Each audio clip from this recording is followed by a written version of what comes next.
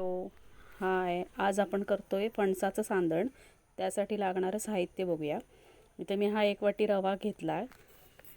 1 चमचा साजूक तूप लागेल आपल्याला. पाव वाटी गूळ लागेल आणि 1 वाटी फणसाचा रस लागेल. तर इथे कढईत रवा मी भाजून घेते. छान असा खरपूस लाल गुलाबी रंग येईपर्यंत असा भाजून घ्यायचा. फणसात विटॅमिन ए, सी आणि कॅल्शियम असतं. त्याने आपली रोगप्रतिकारक शक्ती वाढते. आणि जर कोणाला वजन कमी करायचं असेल तर फणसाचं सेवन केल्याने ते कमी होतं. फणसात लोह पण असतं. फणस खाल्ला तर ॲनिमियापासून आपला बचाव होतो. यात आता 1 चमचाभर आपण तूप टाकूया, साजूक तूप. त्याने कसा व्यवस्थित मेल्ट होऊन ते भाजता येतं. छान असा गुलाबी रंग येईपर्यंत आपल्याला तो भाजून घ्यायचा आहे. आत्तापासून भाजून मला ह्याला 5 मिनटं झाली आहेत.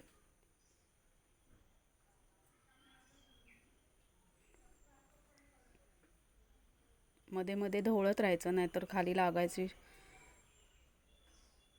परत एकदा ढवळून घेऊया.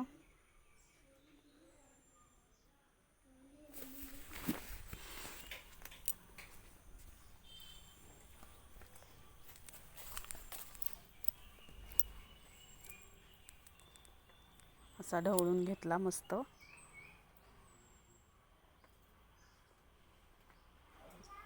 गुलाबी रंग येईपर्यंत असा ढवळून घ्यायचा परतून.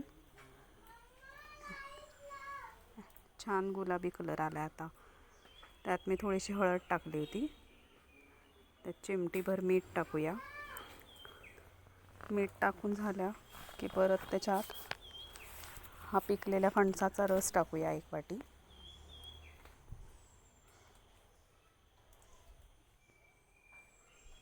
आणि पाव वाटी गूळ घेतला आहे, तो गूळ टाकूया. आणि हे मिश्रण असं व्यवस्थित ढवळून घेऊया.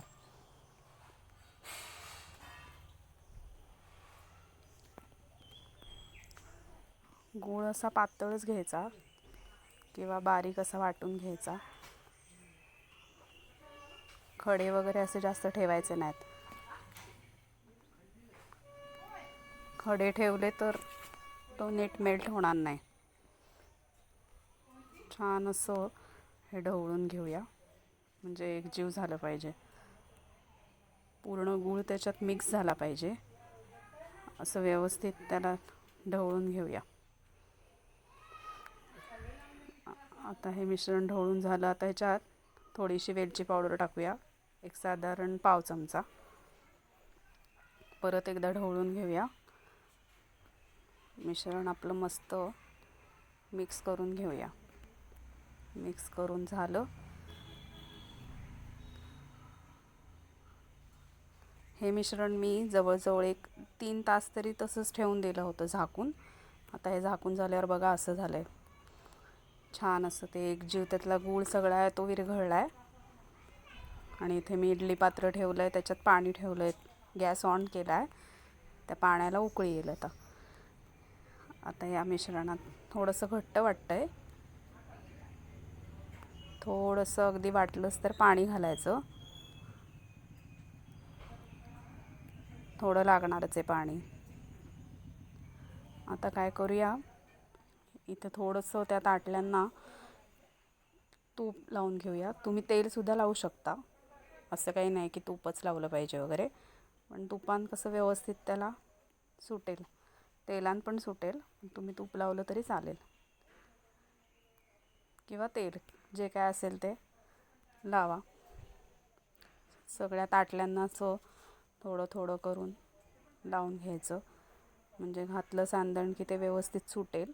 आता ह्याच्यात थोडासा अगदी चिमूटभर खायचा सोडा किंवा तुमच्याकडे इनो असेल तर इनो, जे काय अवेलेबल असेल त्याच्या ह्याच्यानुसार त्यात आपण घालूया. माझ्याकडे सोडा होता, तो मी सोडा घालते.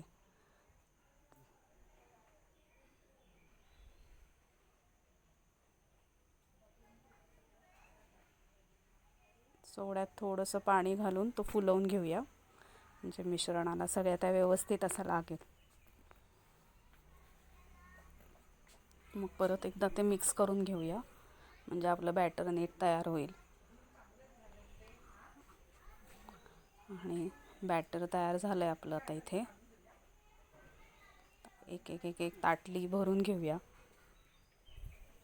छान असं ते मिक्स करून व्यवस्थित ते ढवळून घेतलं की आता मध्ये मध्ये तो सोडा आहे तो राहून जायचा आणि मध्येच कधीतरी आंबट लागायचं. त्यामुळे व्यवस्थित ढवळून घेतलं की आपण आता हे घालायला सुरुवात करूया. मी इथे गॅस फुल केला आहे. इकडे उकळी आली आहे पाण्याला. आता आपण एक एक ताटली भरून घेऊया. मी इथे 4 ताटल्या घेतल्यात, म्हणजे माझ्या एका वाटीत 16 इडल्या झाल्यात. 16 सांदणं झालेत, सॉरी. व्यवस्थित सगळी अशी लावून घेऊया, मिक्स पसरवून.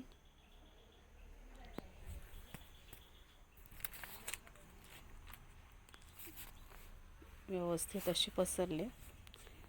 आणि आता ही ताटली लावताना क्रॉस करून अशी लावायची, म्हणजे जेणेकरून ती होल आहेत ती अशी खालच्या ताटलीच्या सांदणांच्या वरती येईल, म्हणजे त्याची वाफ व्यवस्थित लागेल, वरतून पण आणि खालून पण.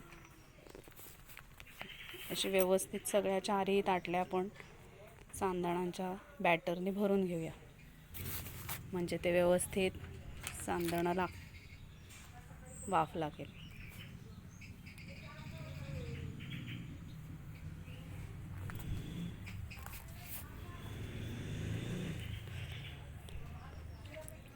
सगळी सांदणं अशीच प्रकारे आपण भरून घेऊया.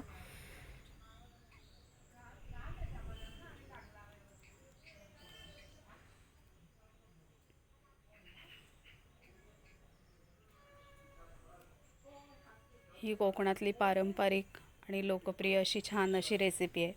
हे छान लागतात खायला. सांदणं एकदम छान सुंदर लागतो. आणि आपल्याला गूळ हवा असेल त्याचं आपण प्रमाण कमी जास्त करू शकतो. जर आपल्याला कमी हवा असेल तर कमी गूळ घ्यायचा, जास्त आपल्याला व्यवस्थित हवा असेल तर त्या प्रमाणात घ्यायचा. आता इथे सगळ्या मी व्यवस्थित अशा भरून घेतल्यात, पाहू शकता. व्यवस्थित अशा क्रॉस लावल्यात.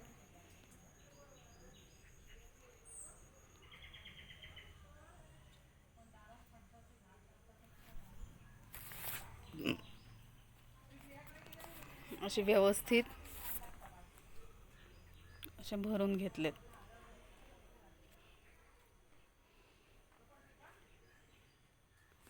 व्यवस्थित झालेले आहेत आपली. सुंदर दिसत आहेत पण किती छान ना.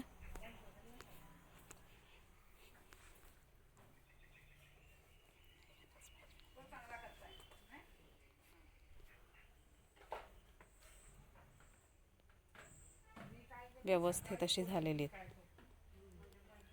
आता काय करूया, आता हे वाफवण्यासाठी ठेवून देऊयात.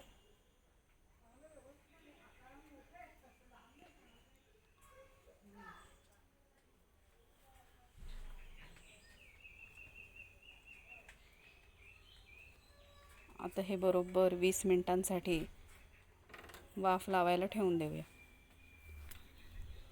20 मिनटं मी ठेवले. पहिली 5 मिनटं आणि आत्ताची 20 मिनटं असं ठेवून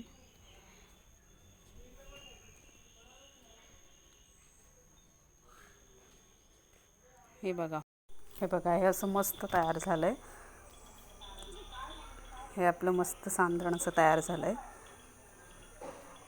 सुंदर मऊ लुसलुशीत. दुधासोबत सुद्धा तुम्ही हे खाऊ शकता. रेसिपी आवडली तर लाईक करा, शेअर करा आणि आपल्या चॅनलला सबस्क्राईब करा. आम्ही हे दुधासोबत खातो. तुम्हीसुद्धा व्यवस्थित असं सांधण छान झालेलं आहे. Bye bye.